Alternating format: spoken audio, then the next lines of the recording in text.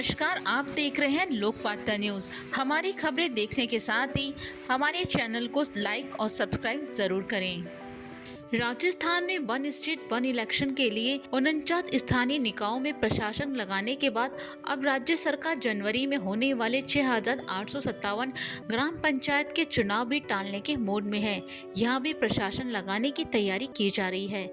उधर एक साथ चुनाव करवाने का फॉर्मूला कानूनी अड़चनों में फंसता नजर आ रहा है। हाल ही में पंजाब में चुनाव टालने पर सुप्रीम कोर्ट फटकार लगा चुका है। वहीं दूसरी तरफ कांग्रेस ने भी कोर्ट में चुनौती देने की तैयारी की है। कांग्रेस प्रदेश अध्यक्ष गोविंद सिंह डोटासरा का कहना है कि चुनाव टालना संविधान विरोधी कदम है, हम चुप नहीं बैठेंगे, सुप्रीम कोर्ट तक जाएंगे। इसके अलावा सरपंच संघ ने भी विरोध जताना शुरू कर दिया है।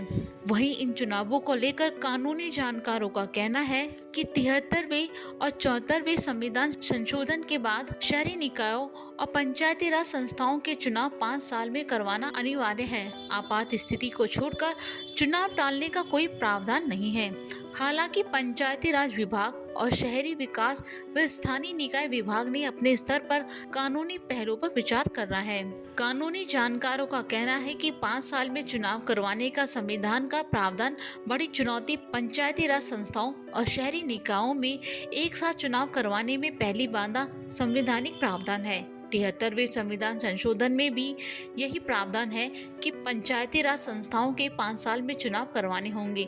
विशेष परिस्थितियों के अलावा चुनाव टालने का प्रावधान नहीं है। संविधान के प्रावधान को राज्य सरकार बदल नहीं सकती। प्रशासक भी 6 महीने से ज्यादा नहीं लगा सकते, उसके लिए भी पुख्ता कारण चाहिए। वहीं सरकार के पास प्रशासक लगाने का अधिकार, लेकिन उसकी प्रक्रिया लंबी और जटिल है। सरकार के पास पंचायती राज संस्थाओं को भंग करके प्रशासन लगाने का अधिकार है, लेकिन उसे कोर्ट में चुनौती दी जा सकती है। पंचायती राज अधिनियम 1994 की धारा 94 में पंचायती राज संस्थाओं को विघटित करने का अधिकार है। इसके मुताबिक राज्य सरकार को ये विश्वास हो जाता है कि कोई पंचायती राज संस्था नियमों का पालन नहीं कर रही है और वो सुचारू रूप से चल नहीं पा रही है, तो सरकार उसे विघटित कर सकती है। लेकिन इसके लिए पहले नोटिस जारी करके संस्थान से उसका जवाब मांगना होगा, सुनवाई का अवसर देना होगा। नोटिस के जवाब और सुनवाई के बाद ही उसे भंग किया जा सकता है। सुनवाई का मौका दिए बगैर भंग नहीं किया जा सकता।